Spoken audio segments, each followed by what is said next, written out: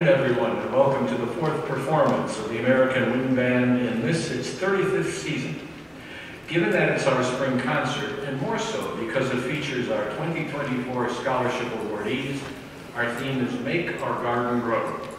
Speaking of the season, as noted by the late owner of the White Sox, the flamboyant Bill Veeck, quote, "The true harbinger of spring is not crocuses or swallows returning to Capistrano, but the sound of the bat on the ball. And nowhere in our nation is our national anthem sung more frequently than at the thousands of major and minor league ball games that take us into the fall. So, to celebrate spring in the United States and the unifying nature of our national sport, please direct your attention to the American flag, rise if you can, place your hand over your heart if you wish, salute if you're a veteran, and join in singing as the American Wind Band performs the Star-Spangled Banner.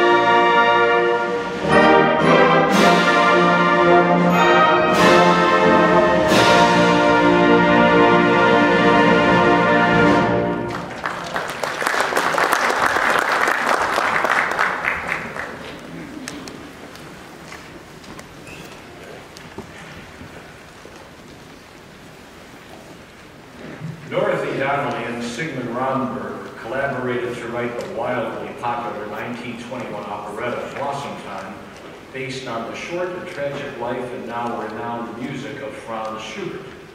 Blossom Time is a tangled web of romantic intrigue in which Schubert loses his inspiration and his girl, Mitzi Krantz, after his best friend, Baron von Schober, has serenaded her with Schubert's own songs.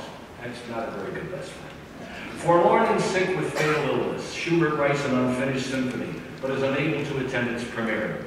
As he lay dying, he composes his great religious song, Ave Maria, and succumbs to the illness. It need not be emphasized that none of these incidents jive with biographical truth, but it's a heck of a tragic love story nonetheless. Here to open our concert is a graduate of the Indiana University School of Music, the University of Illinois Graduate School of Music, presently the orchestra director at Pleasantdale School District 107 in Burr Ridge, and the music director of the American Wind Band, Maestro Julee Phillips, with David Bennett's transcription of Romberg's Blossom Time Overture.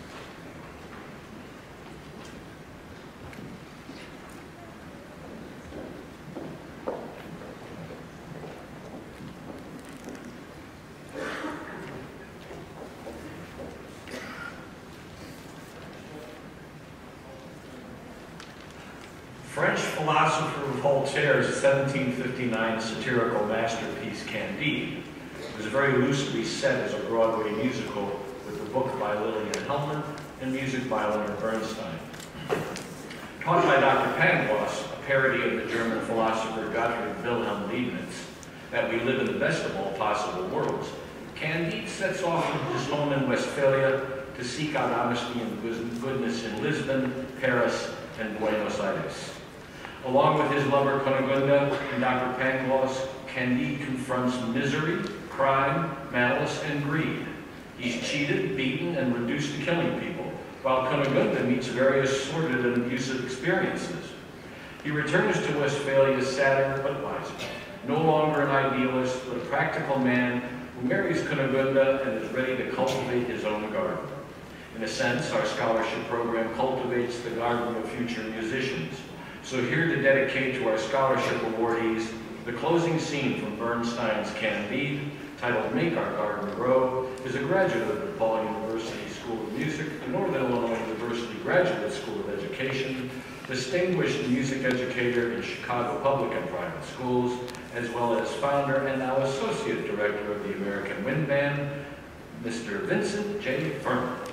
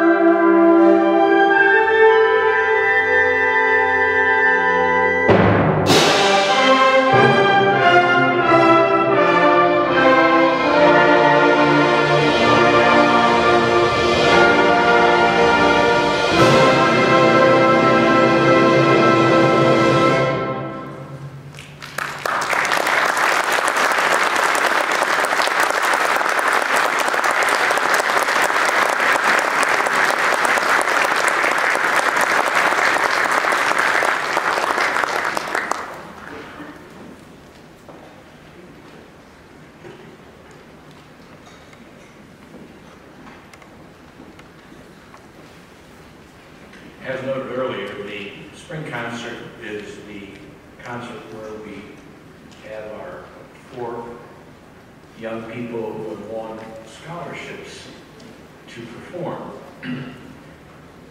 This past year, not only the American Wind Band, but musicians throughout the Chicago area lost a great tubist, music educator, entrepreneur, and friend, John Pishka.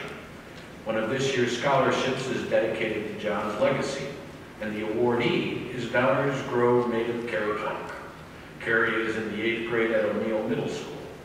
She plays clarinet, piano, tenor saxophone, and baritone saxophone, and performs in O'Neill's band and jazz band, as well as the Naperville Youth Symphony Orchestra. Carrie is an avid rollerblader and rock climber. She has a brother and a sister and loves math. Today she will perform for us the Polonaise for clarinet by Richard Hofmann, who served as professor of music at the Leipzig Conservatory during the turn of the last century and wrote numerous instructive pieces for piano, strings, and wind instruments. Accompanied by Carolyn Donnelly on piano is Keriann Clark with Polonaise for clarinet.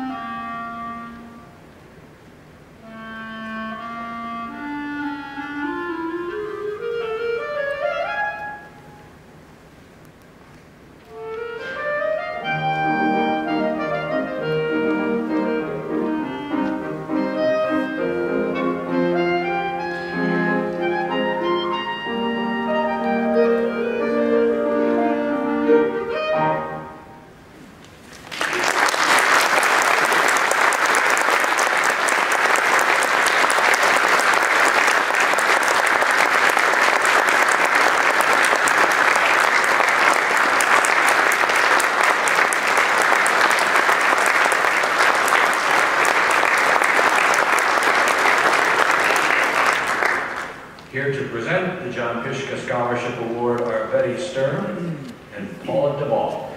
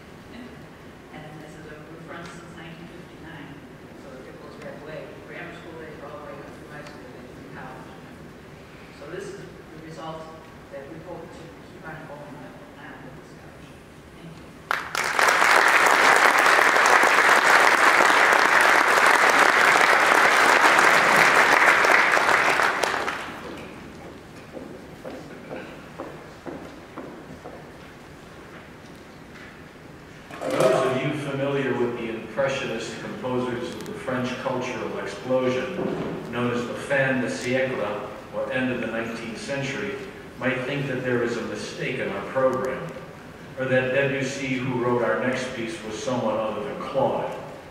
Putting Claude Debussy together with a march is almost oxymoronic. But in 1891, he accepted an odd commission from the Scottish general named Meredith Reed, a descendant of the Lords of Ross.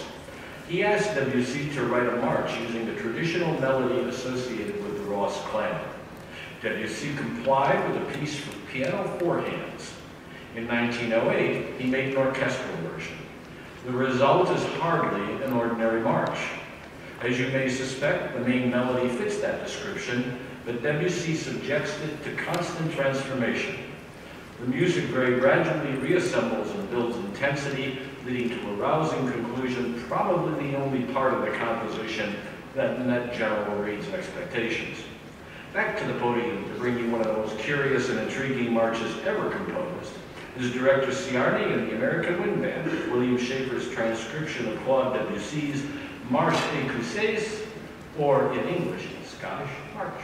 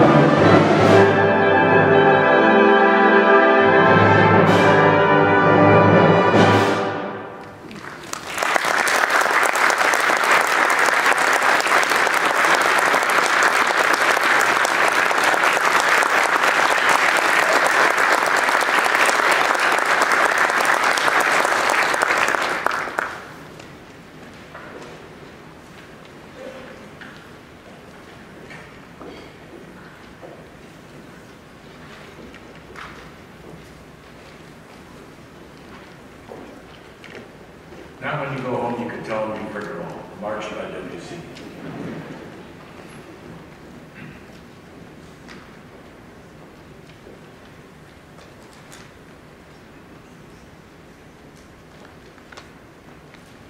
Bill Moore is a French horn player in the band who was moved to sponsor the William and Nancy Moore Charitable Scholarship after joining the band and learning about the American Wind Band Award Program for young musicians. This year's Moore Charitable Trust Scholarship awardee is McKenna Workman from Darien. She attends the 8th grade at Eisenhower Junior High School, where she plays flute and performs in the school band and jazz band, as well as sings in the choir and participates in the school musical.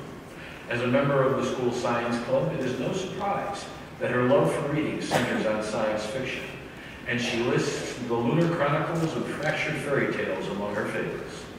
She has 2 cats, a dog, and a brother, and loves spaghetti pie. Accompanied by Graeme Shields, here is McKenna Workman performing Franz Joseph Haydn's Serenade.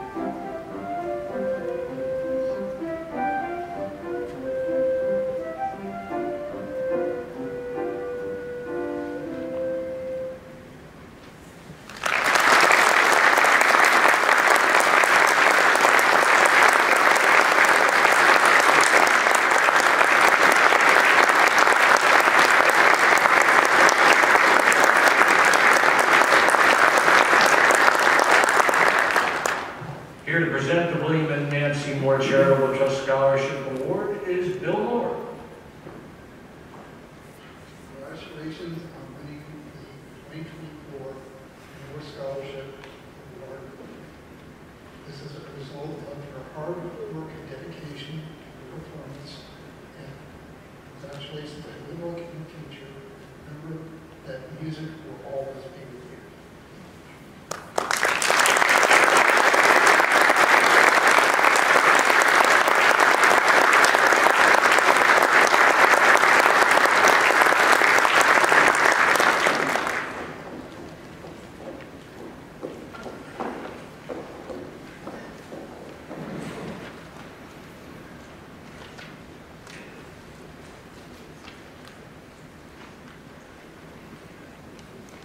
Richard Rodgers and Lawrence Hart's longtime collaboration in churning out Broadway hits began in 1925 with the success of the first of 3 Broadway revues titled The Garrick Gaieties.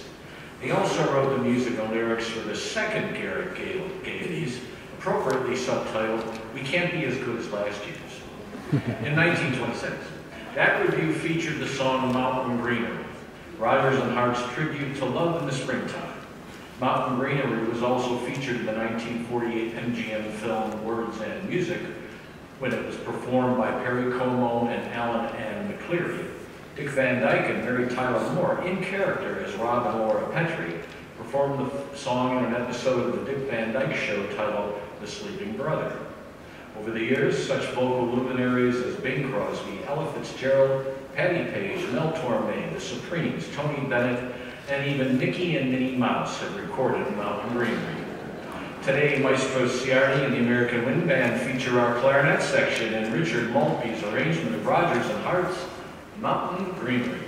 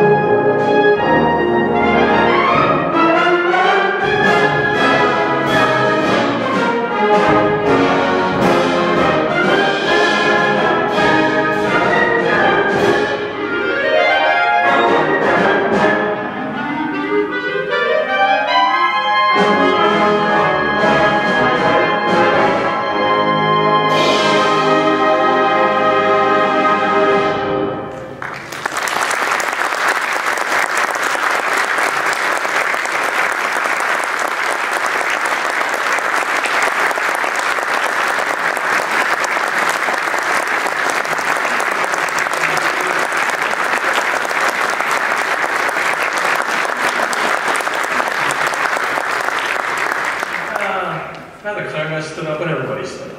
So, okay, well, we're going to take about, what, you want 15 minutes, 10 minutes, 12-minute break? 15 is good. So we'll be back here at 3:56. But before you go, I must do what I am obligated to do, beg you for money. So, in your program, you have an envelope that looks like this. It's because of you, and later on I'll mention some of our other great sponsors, but it's really because of our audience. that we are able to maintain the 35 years of life of this band with a very bright future ahead. We now number close to 80 members, which is astounding for a community group in this day and age. We use the money that you donate to buy music, obviously, to repair instruments, to transport things here and there. Our actual home is at the First Methodist Church of Downers Grove on Maple.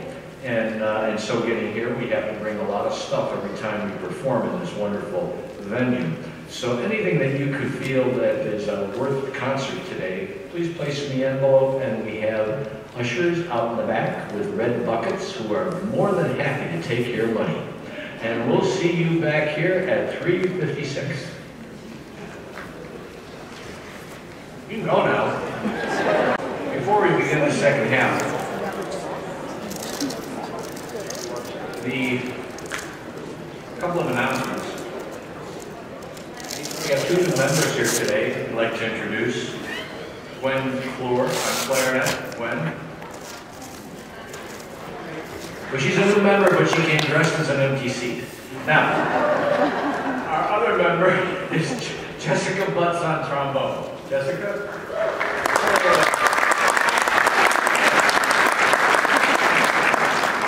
I also want to thank our donors and funders. If you see in our program, you see this huge list of donors, and I hope all of you will join today. The funny thing is, Julie only lists these as the year goes on, so these are not from any other year but this year. And in the first program, you might have like 10 names. Look how many people have been so loyal to the band just through the first 3 concerts of our season. So thank you to you. The band should applaud you. That's a cue, band.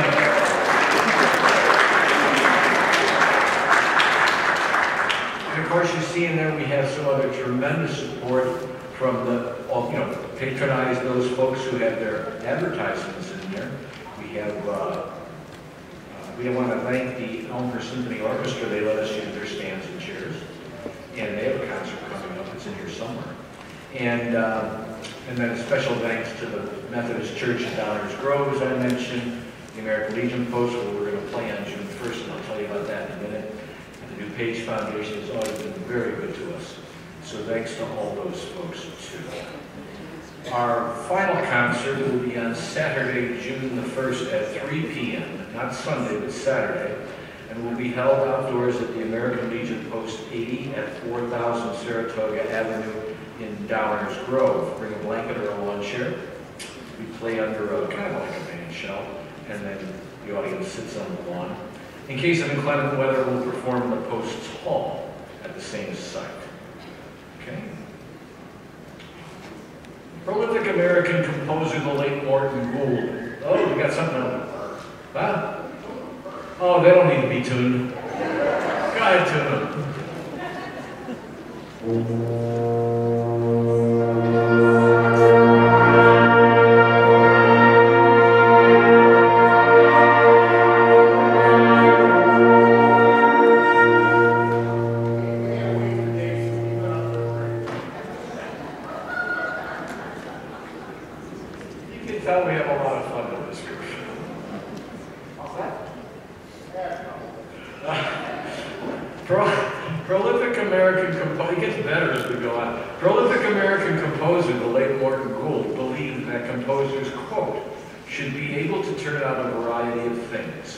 Short entertainment pieces as well as symphonies, unquote. And that's exactly what he did. Many of his orchestral works, ballets, TV and movie scores, and especially band compositions focused on American musical themes. At the age of 6, he composed his first published piece titled Just 6, and received a 1-year scholarship to the Institute of Musical Art in New York City, not part of Juilliard, at the age of 8. He played piano in vaudeville to make some money for his family as a teenager and received the Pulitzer Prize in 1995 for his piece called Strings. His recording with the Chicago Symphony Orchestra of Charles Ives' First Symphony was awarded a Grammy in 1996. However, in my 40-plus years of writing program notes, I've never run into a piece that has no known background story. Not a word can be found that tells the performer or listener what motivated Morton Gould to write American Youth March. senior project editor at the Gregorian Institute of America, and the most knowledgeable researcher in band music that I know, former American Wind Band member Michael Silhavy, who has graced us with his presence today, told me to simply say this, quote, "The first theme of the march is a melody in search of restraint," unquote. A perfect recommendation. Now, Vince Furman, the American Wind Band, brings us a 1942 tribute to America's youth from the pen of Morton Gould, and arranged for concert band by Philip J.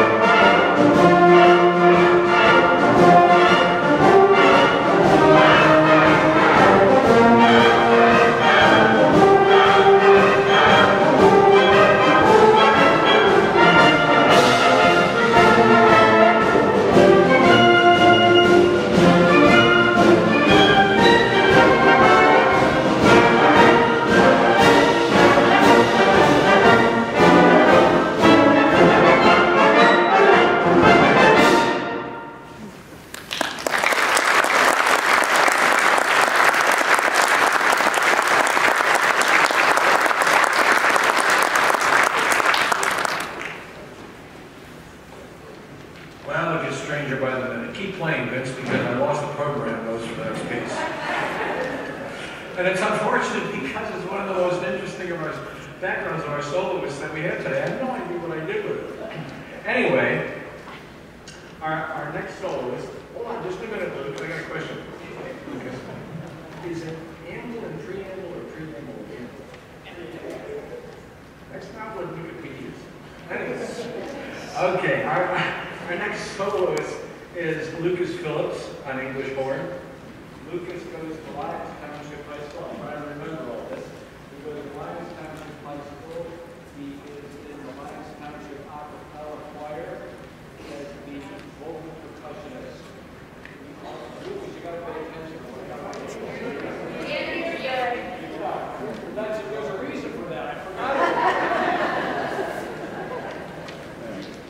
Lukas goes to Lyons Township High School, where he is plays English horn, and is also in the choir and in the a cappella choir.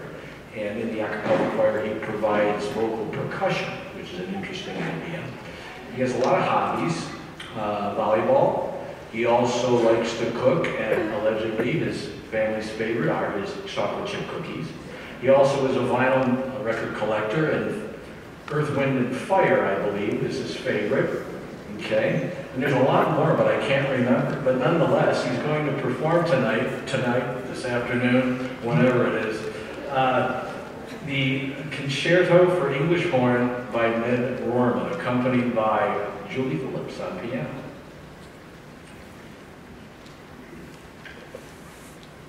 Thank you.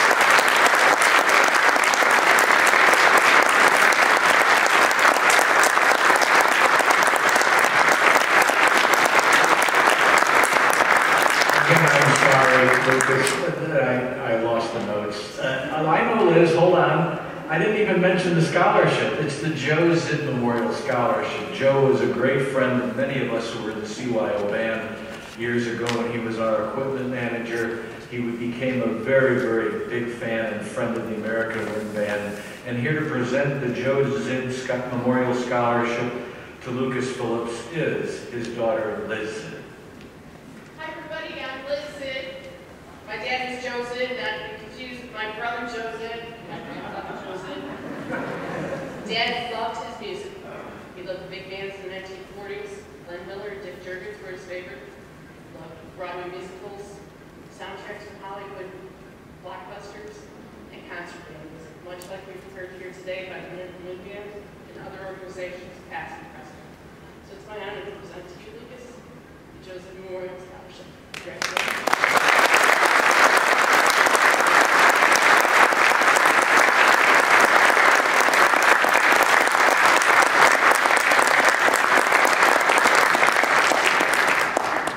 And I remember one more thing about Lukas.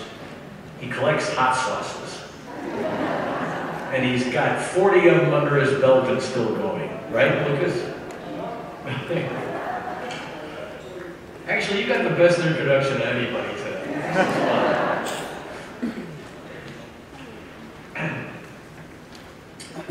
Festive Overture.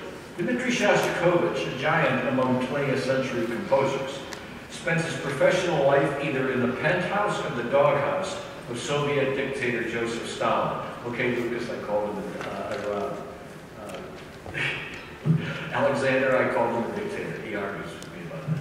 The creation of Festive Overture is one of those fantastic tales which reveals the nature of the composer's genius, leaving all of the eyewitnesses shaking their heads in wonder. Shostakovich's friend, Lev Lebedinsky, related the story of the day in the fall of 1954. While at the composer's apartment, they were visited by the conductor of the Bolshoi Theater Orchestra. Due to mysterious political maneuverings and bureaucratic snafus, the orchestra needed a new work to celebrate the October Revolution, and the Bolshoi had nothing to play. The concert was in 3 days, and Shostakovich took up the charge. According to Lebedinsky, quote, "The speed with which he wrote was truly astounding. Moreover, when he wrote light music, he was able to talk, make jokes, and compose simultaneously," unquote, just like Mozart. Incidentally, Shostakovich, a very nervous and hyperactive individual, conducted an orchestra professionally only once, at a concert organized by his friend Mstislav Rostropovich in 1962.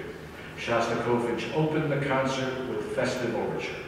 Here to bring you Donald Huntsberger's band transcription of Shostakovich's most frequently performed composition is Vince Furman, American Wind Band, and Festive Overture.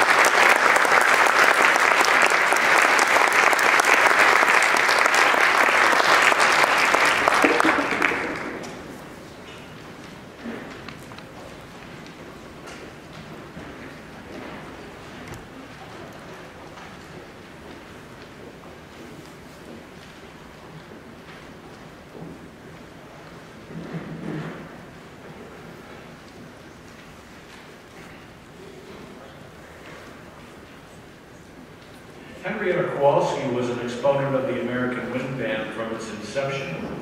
Her love of the band led her to fund the band's scholarship program from the start, and upon her passing, her daughter and son-in-law, Susan Kowalski Furman and Vince Furman, established the Henrietta Kowalski Scholarship Award. Zoe Strange from Plainfield is this year's awardee of the Henrietta Kowalski Scholarship. Zoe is a junior at Plainfield Central High School, where she plays flute in the wind ensemble, was in the Metropolitan Youth Symphony, and is now in the Chicago Youth Symphony Orchestra.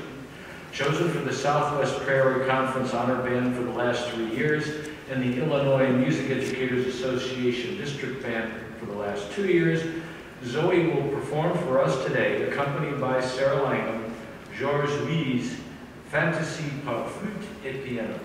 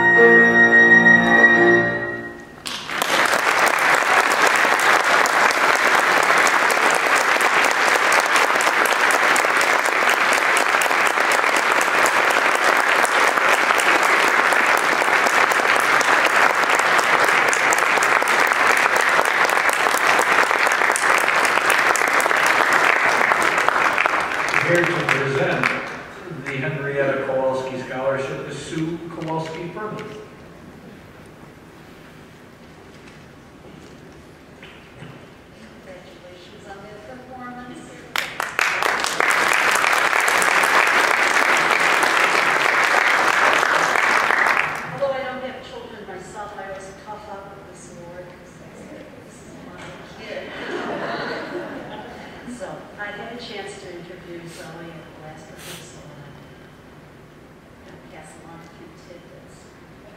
First of all, she's going to spend her scholarship money at a band camp at the University of Michigan called MPAT. And this isn't just any band camp. This is for aspiring professional musicians. So, there is your ticket to band camp. Second question I asked Zoe was she going to go to college? And, oh, yes. And I said, well, what are you planning on studying? She said, oh, professional flute performance. And I think you could tell why. She's got a list of 10 colleges and universities that she's going to be exploring and visiting, and making her all-important choice of which music school. So, my final question for her was, fast forward a few years, you're an adult. What's your dream job? Not a hesitation. Oh, I'm going to be first chair flute in Chicago Symphony Orchestra.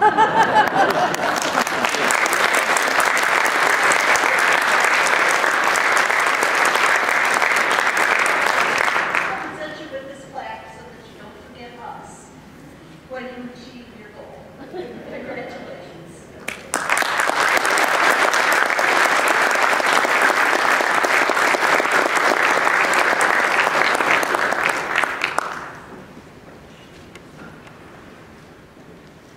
It is truly a joy to see the youth that is coming up through the ranks to become the professionals of tomorrow. And why don't we, they've all played this concert with us too, so they've been doing something every number. So why don't we have them all four stand one more time for a round of applause.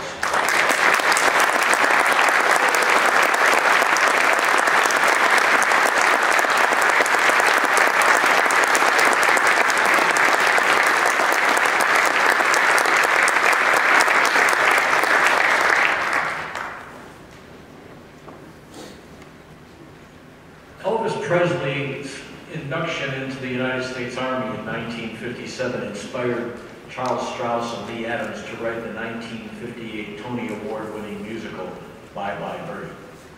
The story focuses on rock star Conrad Birdie, modeled after Conway Twitty.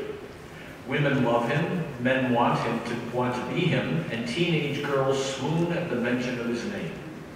When the Army drafts Birdie, manager Albert Peterson sees his meal ticket preparing to fly the coop, much to the delight of longtime love Rose Alvarez, who can't wait for Albert to ditch the music biz and become something respectable like an English teacher.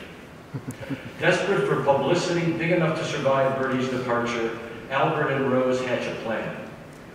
Send Conrad to small-town America to plant his goodbye kiss on one lucky fan for the entire world to see. Their selection of teenager Kim McAfee sends the wholesome enclave of Sweet Apple, Ohio into chaos. Kim's boyfriend Hugo can't take the humiliation of his girlfriend's televised lip lock.